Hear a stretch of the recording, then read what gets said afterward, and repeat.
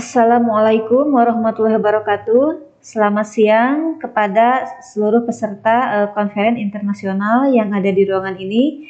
Sebelumnya saya mengucapkan terima kasih kepada panitia dan juga kepada moderator.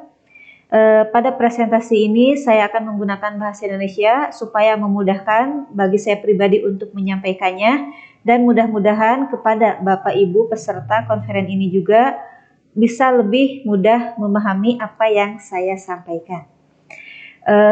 Artikel yang saya tulis yaitu berjudul Measurement of the Sound Intensity Level of Motorized Vehicle Using the Sound Level Meter Application. Intinya di sini saya melakukan penelitian yaitu pengukuran intensitas bunyi atau suara dari sumber kendaraan bermotor dengan menggunakan aplikasi Sound Level Meter. Ini kami penulisnya ya, dengan saya sendiri sebagai presenter yaitu Neng Nenden Mulyaningsih. Kami semuanya dari Universitas Indraprasta PGRI Jakarta.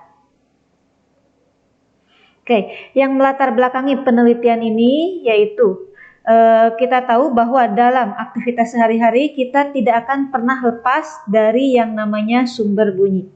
Ya, terkait dengan sumber bunyi ini ada yang mengganggu atau yang disebut dengan noise atau bising, ada juga yang tidak.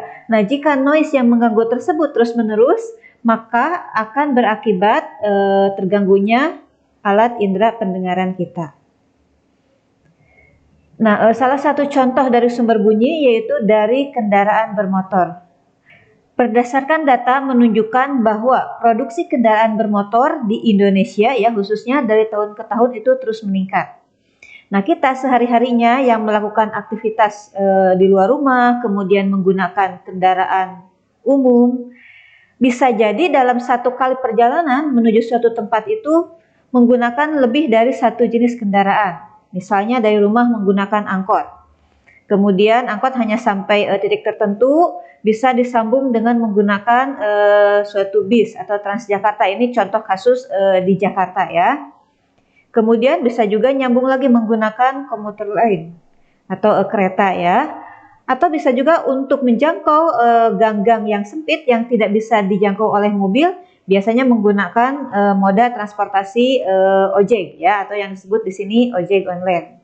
Nah, dari selama kita perjalanan menggunakan kendaraan umum tersebut, ya pastinya ada sumber bising atau sumber bunyi yang dikeluarkan oleh masing-masing kendaraan tersebut.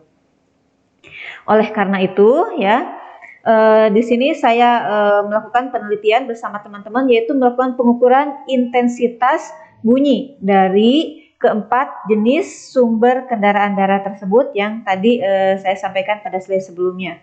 Pengukurannya yaitu menggunakan suatu aplikasi Sound Level Meter.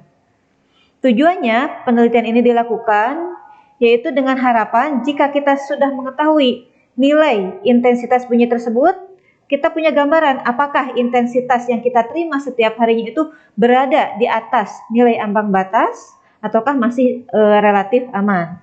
Sehingga kita bisa mengantisipasi tindakan yang harus dilakukan. Misalnya menggunakan suatu pelindung telinga ya, alat pelindung indera pendengaran kita. Terkait dengan eksperimennya, di sini ada beberapa material, bahan dan alat yang digunakan, diantaranya yaitu stopwatch, kemudian sound level meter aplikasinya, lalu sumber bunyi yang diukurnya, yaitu yang pertama dari komuter lain. Di sini yang diukur yaitu komuter lain rute Jabodetabek, kemudian suara yang keluar dari knalpot ya, dari tipe Yamaha Vision 150 cc. Kemudian yang ketiganya sumber bunyi dari angkot jenis Suzuki FPV. Kemudian yang keempatnya dari sumber bunyi yang berasal Transjakarta ya, tipe bis gandeng Scania. Mengenai lokasi dan waktu pengukuran ya, dari keempat sumber bunyi yang diukur, secara rata-rata lokasi pengukuran yaitu dilakukan di Tanjung Priok, Jakarta Utara ya.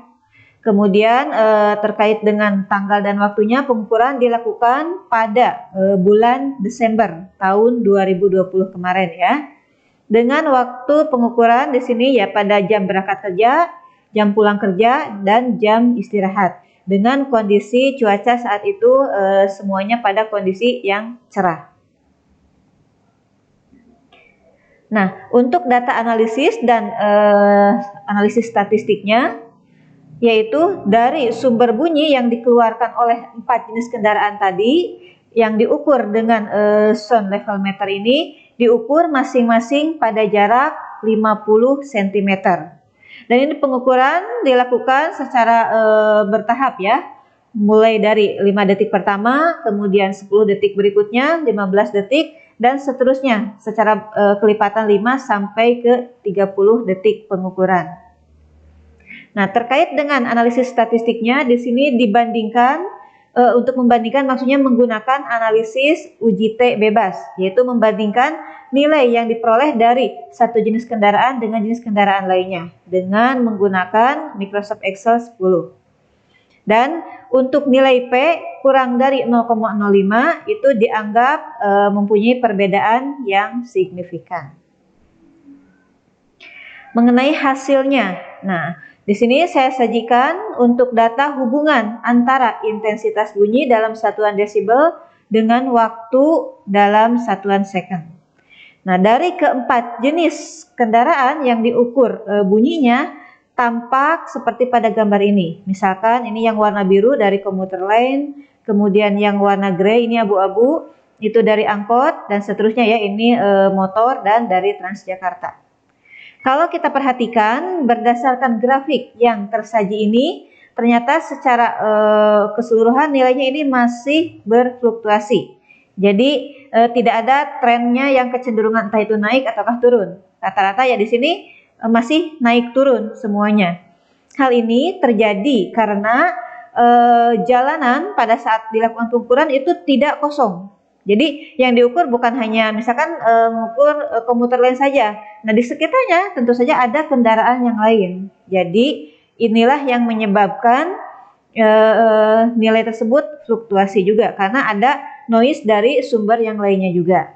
Meskipun yang dominan yaitu dari sumber bunyi yang diukur dari keempat jenis kendaraan ini. Kemudian faktor lainnya yaitu dari faktor pengendara. Ya. Pengendara dalam mengendarai kendaraannya, apakah cepat ataukah lambat, ini juga berpengaruh terhadap bunyi yang keluar dari kendaraan tersebut. Apalagi kondisi di Jakarta kadang jalanan lancar atau macet. Nah, ini juga yang mempengaruhi tingkat fluktuasinya intensitas bunyi terhadap waktu. Nah, kalau kita mengacu terhadap aturan pemerintah ya Undang-Undang Nomor 22 Tahun 2009 menunjukkan bahwa terkait dengan transportasi untuk kendaraan ya di atas dari 150 cc itu intensitas maksimumnya yaitu 80 desibel. Itu maksimumnya. Sementara menurut data yang diperoleh ya dari keempat jenis kendaraan yang diukur intensitas bunyinya, rata-rata ya ini seperti yang ada pada tabel ini.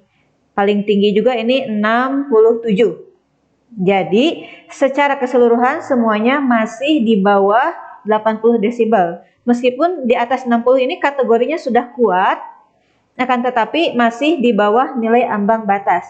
Jadi masih relatif aman. Kemudian jika kita bandingkan nih ya, untuk data dari kendaraan 1, kedua sampai ke 4, ini tidak menunjukkan perbedaan yang signifikan. Ya, artinya jika kita mau menggunakan transportasi yang ada di Jakarta dari keempat jenis ini, kita bebas memilih mau menggunakan jenis yang mana saja karena semuanya kecenderungannya relatif aman. Tidak ada yang salah satu di antara keempat ini yang misalkan lebih berbahaya ataukah yang lainnya lebih aman. Jadi ini saat ini masih relatif aman. Sehingga berdasarkan data dan hasil penelitian yang sudah diperoleh dapat disimpulkan bahwa ya intensitas suara yang berasal dari kendaraan darat yang ada di Jakarta yaitu yang berasal dari komuter lain, kemudian motor, angkot dan Transjakarta masing-masing menunjukkan nilainya itu masih di bawah nilai ambang batas untuk daerah Tanjung Priok, Jakarta Utara. Sehingga disimpulkan bahwa bunyi-bunyi dari kendaraan bermotor tersebut relatif masih aman, meskipun kita tidak menggunakan alat pelindung telinga. Demikian presentasi yang bisa saya sampaikan. Mohon maaf jika ada kesalahan, mudah-mudahan bisa dimengerti. Terima kasih atas perhatiannya. Saya ucapkan Assalamualaikum warahmatullahi wabarakatuh.